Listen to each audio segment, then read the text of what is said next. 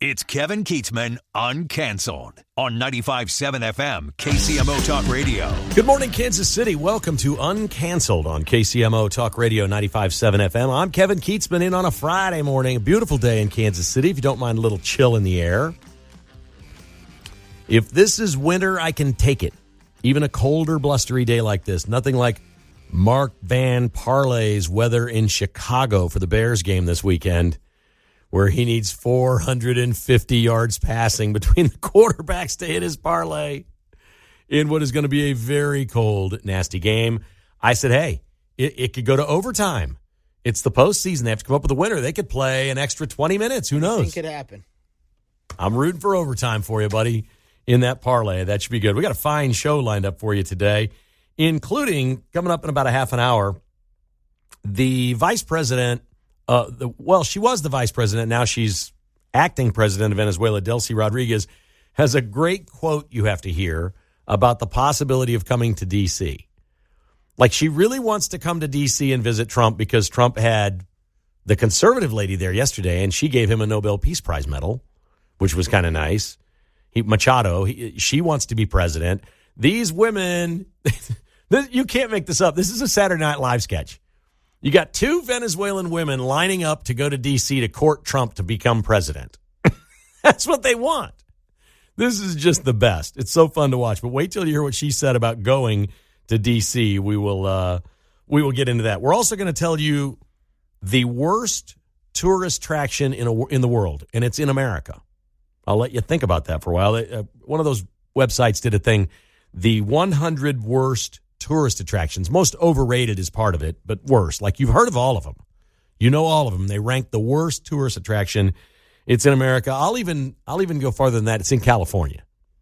It's in California. We'll let you know a little bit later. We'll talk about Patrick Mahomes, who had a lot to say about playing football in week one. We'll do that with Mark Van Sickle, and we will get our deadlocks of the week. I have a deadlock of the week this week, Mark, and you're not going to like it.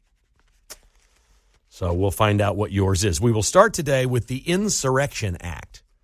So I guess we all know what the Insurrection Act is. The president can invoke this, and the Insurrection Act was basically put forth for the president to use against armed groups that are defying federal law.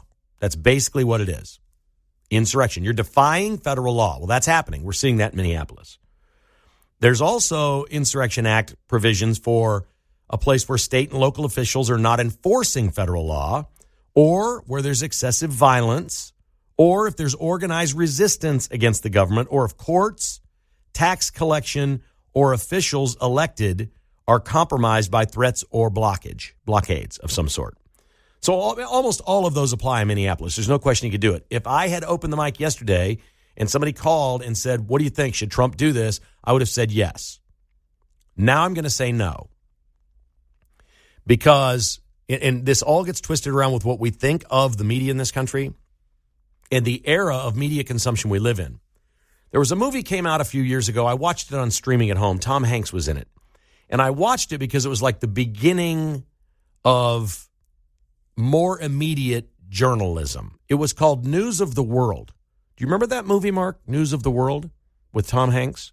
I never saw it. Okay. So this was set in like the 1800s. And there's stagecoaches and horses, and it's basically like a Western. But imagine if you lived in Kansas or Arizona, and you were waiting to get word from what's going on in Washington, D.C. with your government, or even during the Civil War or whatever may be happening, unless you had your own telegraph or lived in a town where they could do that and post it and they had their own newspaper, you didn't know. Tom Hanks' job in that movie, his career, and he befriended this little girl who was orphaned, and he just got on his horse. They went around from community to community, and he read them the news of the world. He got it from like D.C. and started going west, and he got it there before anybody else. That's how news was disseminated. Now it's instantaneously. You're watching it live. You're just watching it live happen and unfold in Minneapolis. And a lot of us are starting to say, well, this is the worst thing we've ever seen. Well, it's not even close to the Rodney King riots. I remember those. Those were in the 90s. And the Insurrection Act, amazingly, has been used 30 times in the United States by 37% of our presidents. Over a third of the presidents have used this, but it hasn't been used since 1967 when LBJ did it in the Detroit riots. So I think Trump invoked it maybe last summer in L.A.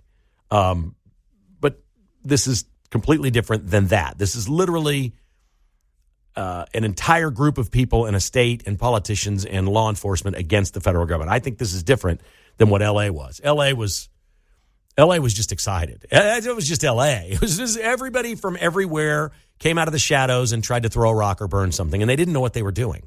That's not what this is. This is more organized. This is one of those things. So I started looking this up. I'm like, well, they've used this a lot. We used to have a lot bigger problems than we have today. But the media don't want you to know that. They want you to think that Trump is the worst president we've ever had. These are unprecedented times. We're living through history, and they are unprecedented times, but not because of this. This is quite common. Get this, in 1967, LBJ, a Democrat, was in the White House, and they had riots in Detroit. He sent 12,000 troops in through the Insurrection Act to Detroit and cleaned the thing up in a matter of days. The first order was, if you see somebody looting a store, shoot them. Let me repeat that. If you're busting store windows and stealing stuff, you were to be shot. 43 people were killed. 1,189 were injured. There were 7,200 arrests. That was a Democrat president. Detroit was cleaned up very quickly. The rioting stopped in a hurry. It was bloody. It was awful. Trump ain't doing that. He's not doing that for a lot of reasons. One is, in modern America, you see everything. We're all more sensitive to it.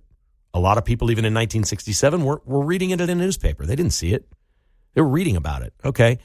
If you read about, and I'm picking on football players here, but if you read about a football player assaulting or doing something to, well, Rashee Rice is hooked up in this right now. We don't know what happened in this. We don't know if he's done anything wrong or not, but he's got a girlfriend.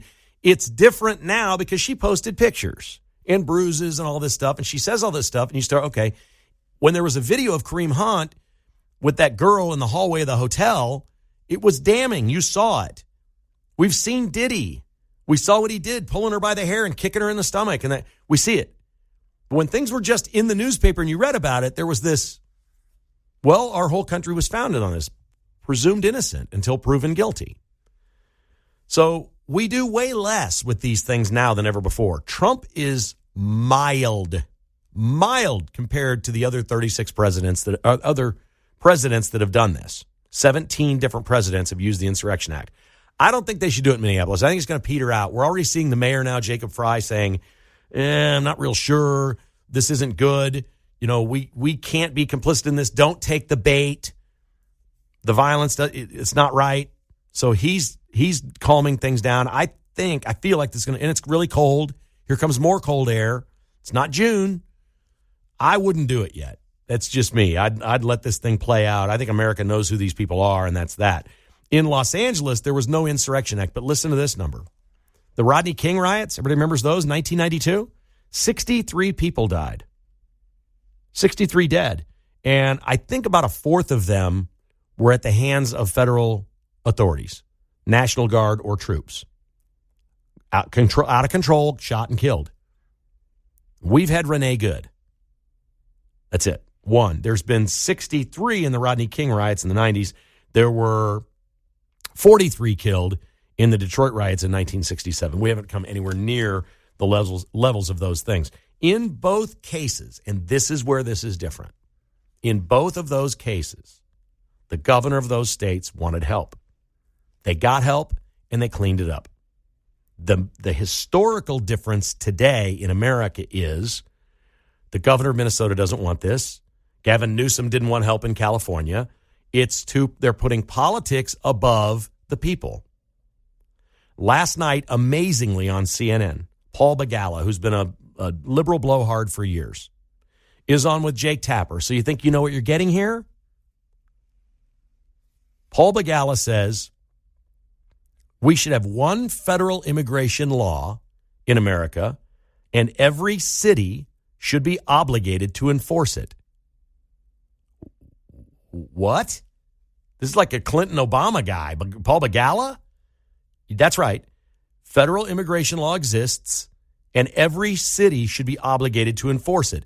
Jake Tapper then agreed and said, everybody sitting on this set, reasonable people agree that's what it should be. Now the talking heads in the media are switching.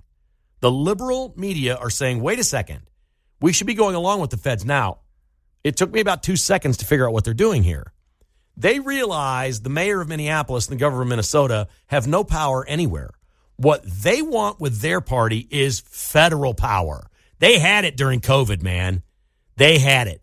They locked everybody down. They told everybody how stupid we were and what we needed to do and how many jabs to take, not whether you take it or not. If you don't take it, we should lock you up, you should be fired, or we should kick you out of the country. This is how many shots should you take. Remember that?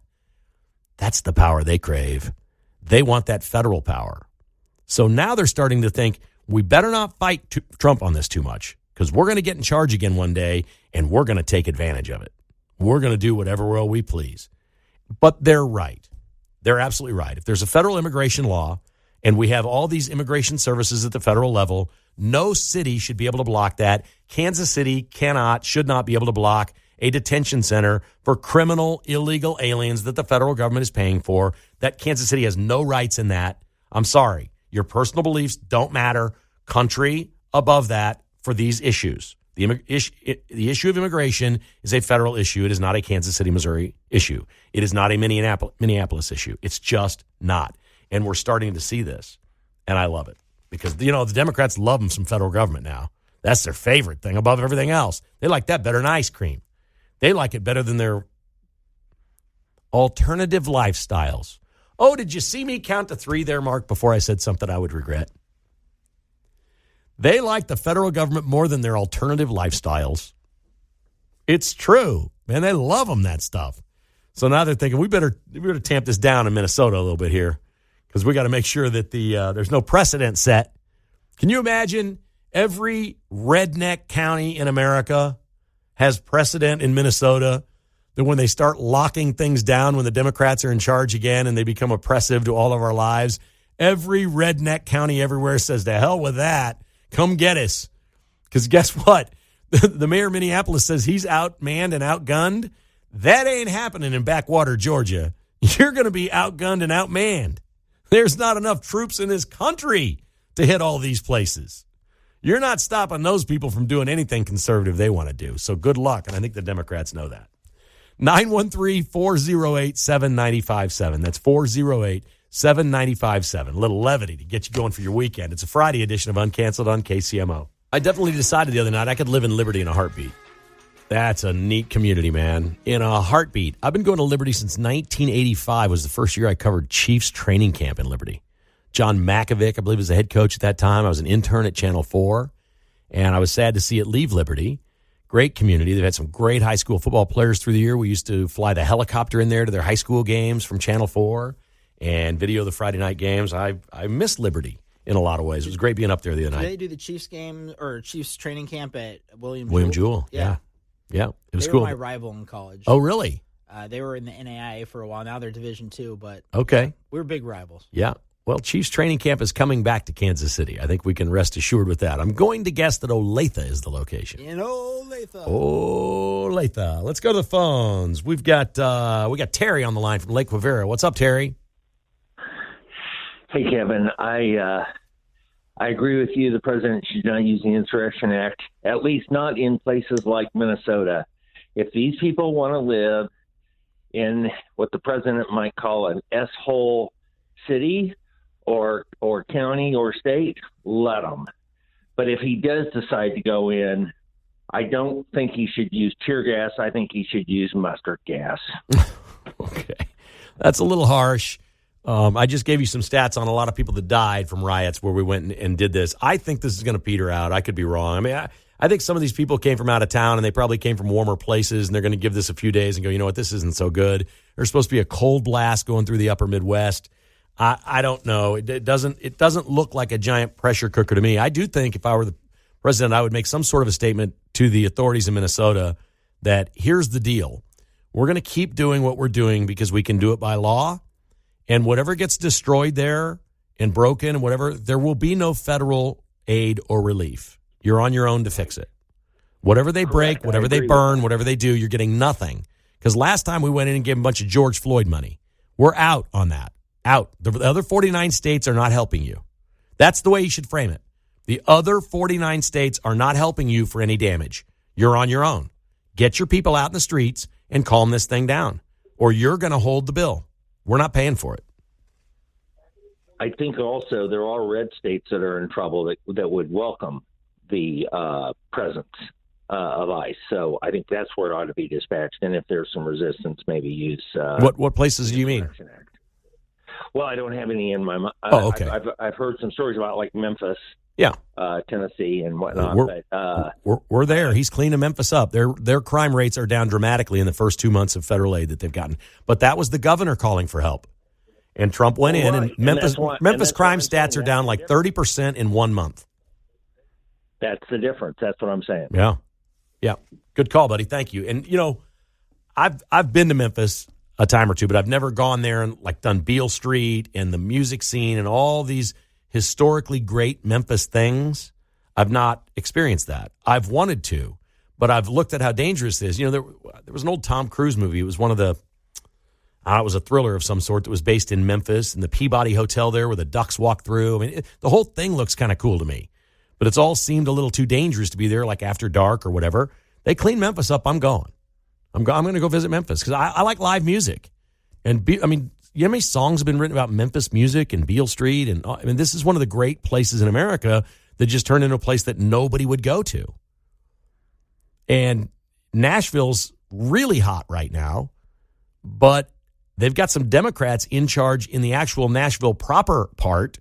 The reason Nashville is hot is because of the state laws. The income tax is zero, a lot of these other things. If these politicians in Nashville don't get this right, they can ruin Nashville's tourism. That's possible. There's a really strong culture there that's conservative in that town, but the vote doesn't go that way.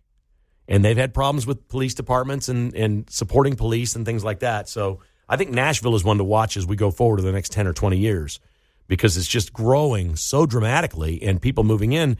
It's like any other city that grows and gets bigger, it becomes more and more liberal. It's crazy. I saw this list online. It's the 100 worst tourist attractions around the world. Now, they have to be famous to qualify. They can't just say, like, I didn't see the world's largest ball of twine in Kansas on there. It certainly would be worse than the one that finished worse.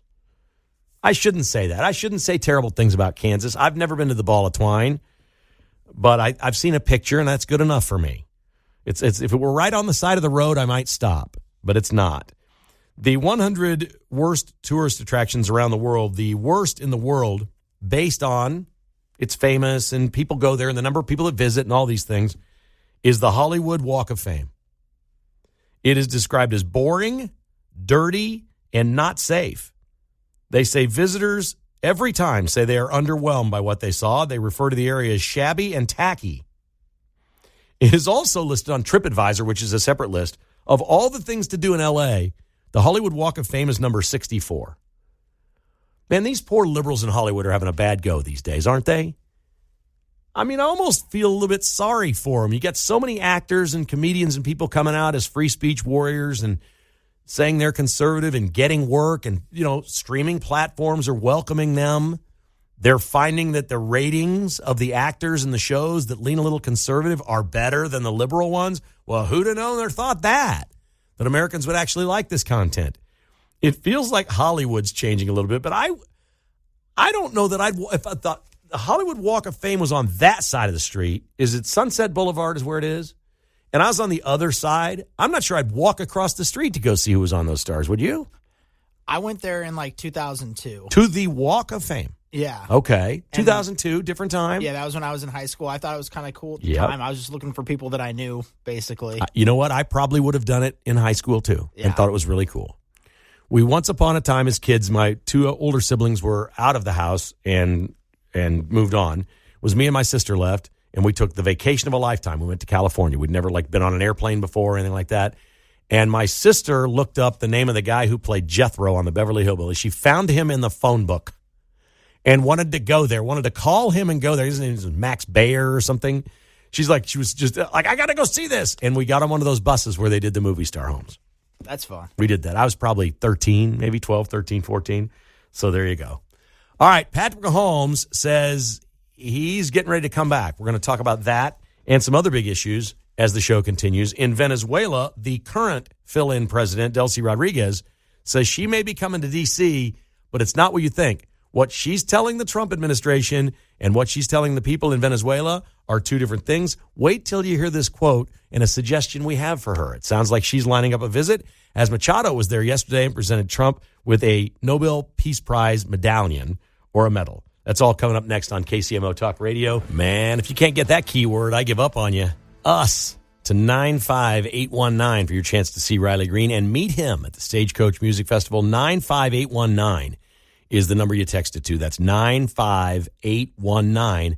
Just text the word us, and you got a chance to win. That is pretty cool stuff. Did everybody see this week this worker at the Ford plant where where Trump spoke in Michigan?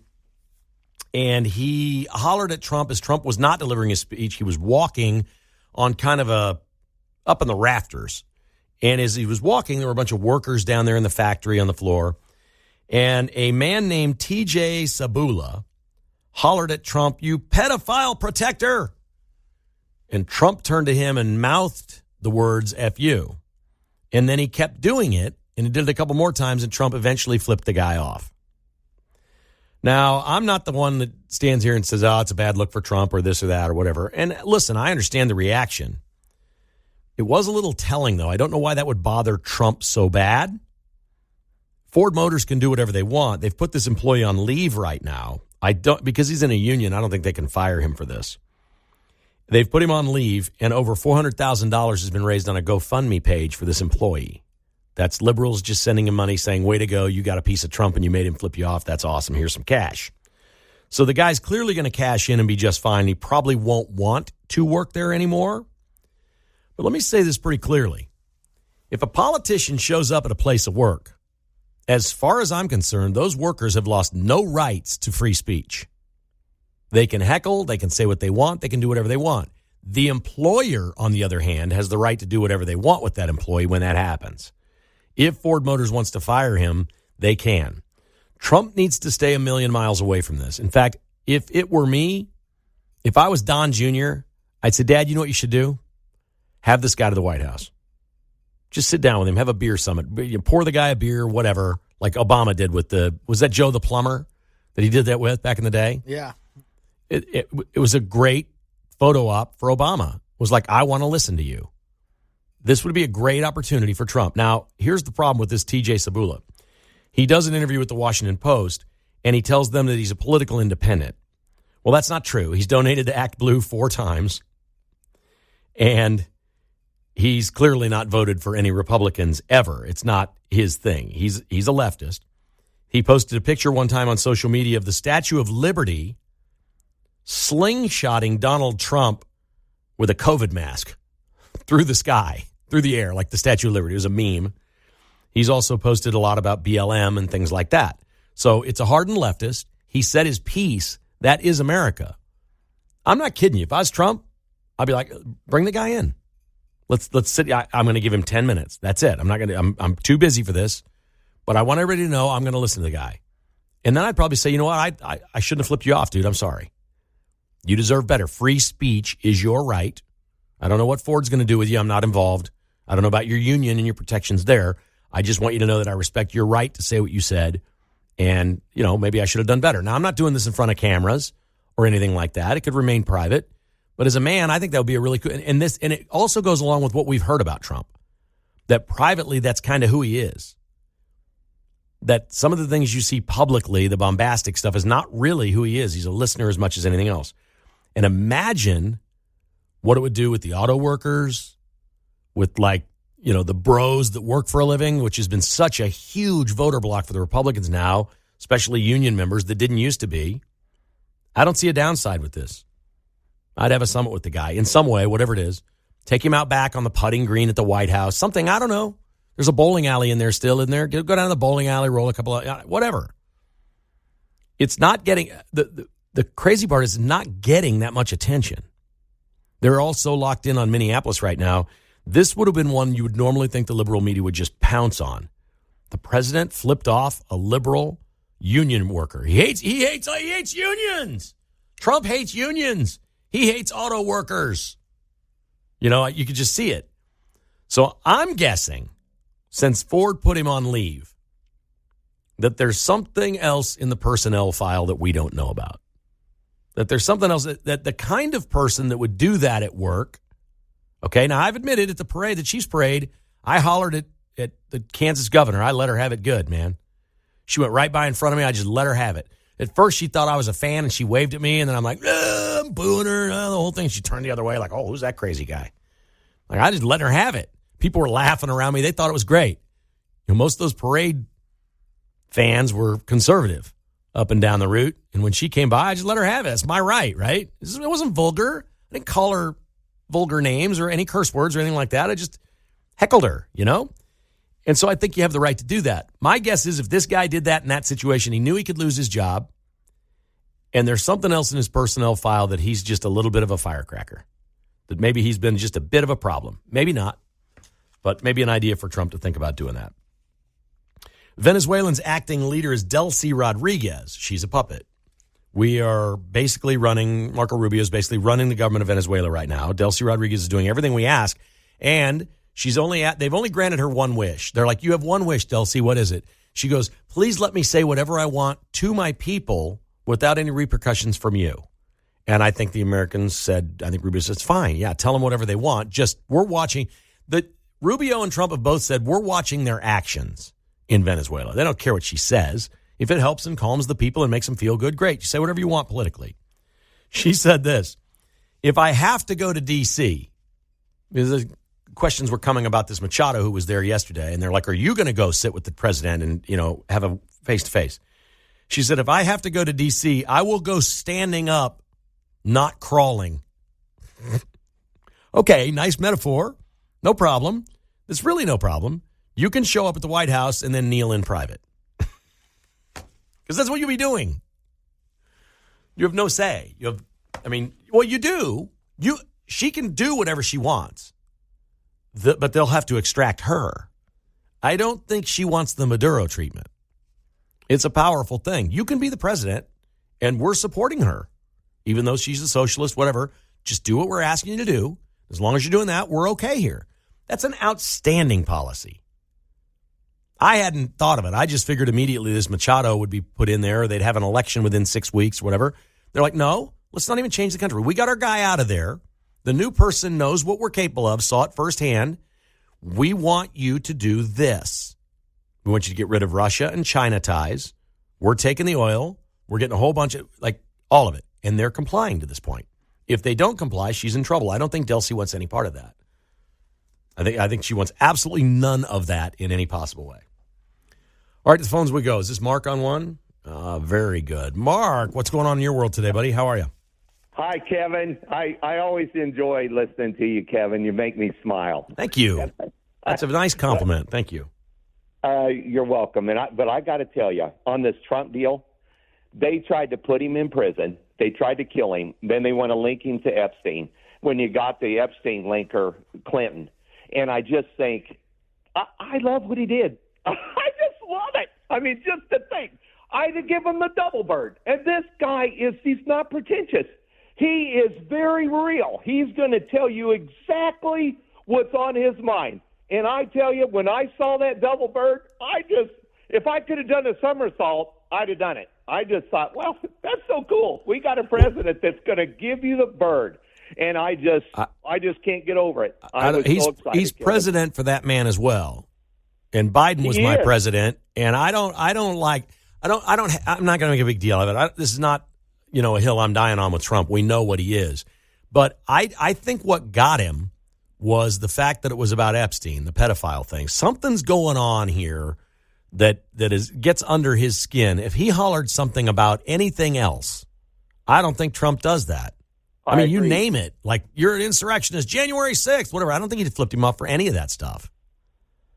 I agree, Kevin. I think it was about, pedophile protector is very offensive, but he's got to be more sensitive, or he's got to be tougher than that and not so sensitive. But that's what we've grown to love. I know, about Trump. I know, but He could get with you and I. He could have a beer with it. He don't drink beer. I know. But he would sit down and talk to you. We could have a McDonald's burger with him. Yeah, that's exactly right. That's what he should do, is have a Big Mac and have RFK there and say, okay, RFK's having his once-a-month cheat meal. Here we go. And do it that way. But I just, again, this is not I don't want to make a big deal about this. The big deal to me is what should happen next. I think it's an opportunity for him to show a side that people in private talk about all the time and say that's who Trump is, and steal one from Obama's playbook. It doesn't have to be a beer summit. But say, listen, I shouldn't have done that. I shouldn't have done that. I want to sit down with the guy. I'll give him 10 minutes of his time. I want to hear what he has to say, and I'll follow up on it. You think you know something about the Epstein thing? I'll look into it for you. Because what this man is, even though he's a Democrat that did this, what this man is, he is the actual face and identity of MAGA. He is a union-working Ford Motors factory plant worker. That's somebody you should give respect to if you're Donald Trump, completely and utterly. That's how he built his brand. All the respect he gave to the people that work on the job site. We've heard all these stories about how great he is to those people. This was a mess up. These are the people that Trump connects with best. Now, this guy's a hardened liberal, it sounds like, and there's no change in him. But it doesn't change the fact of who he is and what he does. I'd do it. I'd follow up on this if I were Trump. I would. Kevin, I just got to tell you, I had a friend of mine worked for General Motors 50 years. Well, I mean, just one of them ones they wish he'd go away, but he's not. And I have been in just virulent discussions about Trump. And I just think sometimes, what is wrong with these people? I just have a very difficult time. And when are you supposed to quit bowing and being the false person? You know, we look at what happened with Biden and his administration, constant lies. I just kind of admire a guy that's right there with me. What Trump did was human. I agree with that. And again, I'm not pounding him on this. It's not the end of the world. But there's something about calling him a pedophile protector or something that got under Trump's skin like nothing else. And he probably ought to try to fix that. That's bad, Kevin. If somebody called you a pedophile protector, you wouldn't even insinuate that I have some. I worked in the criminal justice field. The whole idea and thought of that just it stinks. I can tell you stories. It's just bad. Yep. So I that's just how I feel. But I appreciate you, Kevin. Thank you, Mark. Appreciate you, buddy. Mark and Shawnee, one of the goats here at KCMO Talk Radio. I saw a thing this morning in Tampa. It looked like a beautiful day in Tampa. I'm going to guess we have a lot of listeners in this audience that either have, fifth wheels or RVs or like hitting the road and doing things like that. I'm a little surprised there's not like RV ads on the show, but maybe an RV dealership would like to come in and be on here. I'm telling you, this is a sweet audience for it. They have the RV Super Show this weekend in Tampa. I have never seen anything like this. There are 1,500 RVs in one place. Now, what show? I love the auto show when it comes to Kansas City because I like cars. And I like seeing the new cars. I like seeing the supercars. And I don't know how many a couple hundred at the auto show maybe. I don't know. It's great. It's a great time. I can usually bust through there in an hour and a half. It's a good, fun time. 1,500 RVs. Now, this isn't you just walk by them. RVs, you get inside and check them out. That's the deal. How does anybody go to an RV show, Mark, with 1,500 RVs to see? How many would you see? If you had the whole day, how many would you look at? A dozen? Yeah, I guess unless you're just browsing, like walking quickly around and not like actually going in them. I mean, maybe you see more, but I don't even know. Walking by 1,500 sounds like a chore. You should see this facility. It's clearly like this big convention center. So I think there's a bunch inside too. And then it looks like a football stadium, a giant parking lot. And they all take 10 parking spaces. It's crazy. The RV Super Show in Tampa, and they're expecting a record crowd this year. Yes. People like the open road. Yes. People like burning gasoline. No. People don't like flying all that much. I think it's fantastic. When Uncanceled continues, Dead Stone Lock of the Week. We'll check in with Mark. Jayhawks got a big game tonight. And Patrick Mahomes has a target date for when he plays. We'll talk about it next. It's been a month since Patrick Mahomes had knee surgery, double knee surgery, and he spoke with the media yesterday via a Zoom call, said everything's going great, and he's targeting week 1, and his doctors tell him that that's possible. Mark Van Sickle, how excited did you get when you heard that information? I mean, that's just what I assumed. From when I heard about the injury, I just know how he's going to attack the offseason and the injury, so I just figured week 1 was probably going to be the target. Okay, so put some odds. You're an odds guy. Odds, 1% to 100%, odds that he plays the opening game. I would say right now the over-under on week 1, so it'd be week 2 would be the start. So I don't know how to do odds on games like that. First game of the year, Chiefs' first game of the year that he starts and plays. -1. No, just percentage chance he plays. Oh, percentage? Yeah. I'd say 60%. 60%. Okay, good. Yeah. I like that.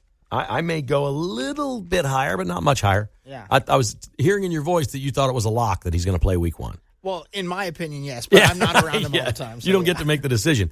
A lot of the questions that he was fielding were about the offensive coordinator position. Am I missing something? Did they fire Matt Nagy? He's not under contract. I understand. But So they're not going to make an announcement that he's not with the team? Because his bio still says he's the offensive coordinator of the Kansas City Chiefs. He hasn't gone anywhere else. And then Mahomes started answering questions like, oh, yeah, that's decided. He's gone. And he started talking about what they're looking for in a new one. I mean, I'm all for that. I just want, did Mahomes say things yesterday he wasn't supposed to say? He essentially said Nagy's gone for sure. Yeah, that's a good point. I didn't think about that. I was listening to it yesterday, and yeah, it did seem like they had moved on already. Do you think he's lobbying for Cliff Kingsbury? Because I do not want Cliff Kingsbury here. I don't know if he's lobbying for him. He did mention that other guys are doing their head coaching searches right now, and then we'd kind of know more then. So right. Maybe he is looking at that, but it seems like Alex Smith likes Mike Kafka. Yeah, Kafka's the heavy favorite, and I've said for years I thought Mike Kafka would be the next head coach of the Chiefs after Andy Reid. I just felt like with his connection with Mahomes and everything right there, it seems logical. But boy, I'm really interested. I wonder what the interviews are going like with Nathan Scheelhaus from Kansas City, the 35-year-old young man who's the passing game coordinator for the Rams. He's getting head coaching interviews. I wonder how that's going for him. If nothing else, what an unbelievable experience for when the time comes.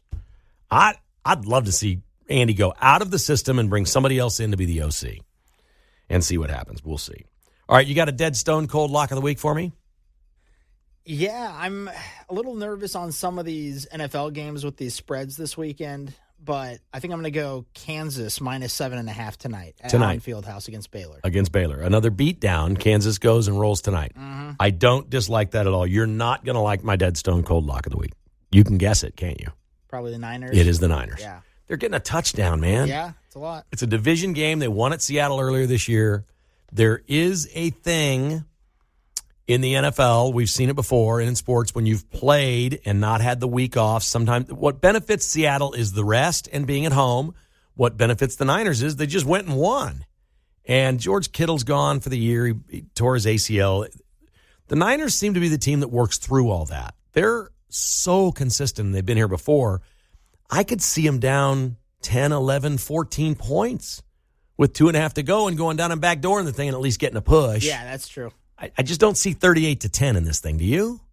No, I mean, even just a couple weeks ago in Week 18, it was, 13-3? So, just a touchdown, like you said, would have covered that. So yeah, I got to go 49ers +7. Plus, I'm playing with house money because I had them last week, and I didn't. They were getting 6.5 or 6 last week. That was crazy. On the road, and I didn't completely and totally understand that one, so I'm excited about that. It's going to be a great, great weekend of NFL football, and I know that a lot of our listeners love all of that. And I'm so sad that the season is almost ending. Monday night is the national championship game in college, so we've got that to look forward to. I mentioned this briefly with Pete today. He was talking about baseball salaries, and he had Dayton Moore on earlier today. Did anybody notice when Dayton Moore was on with Pete? He works for the Texas Rangers now. He's a senior executive with the Rangers, that he still refers to the Royals as we and us. Yeah, it's always a part of him. And he lives in Kansas City. You know, Dayton's a great guy. And if he ran for office, he'd have my support. That would be easy. He's not going to do that at this time. He has done so many good things in Kansas City, not just CU in the major leagues. When I left my previous position, I never know how to describe exactly what happened because I can't really say. He was one of the first people that called me.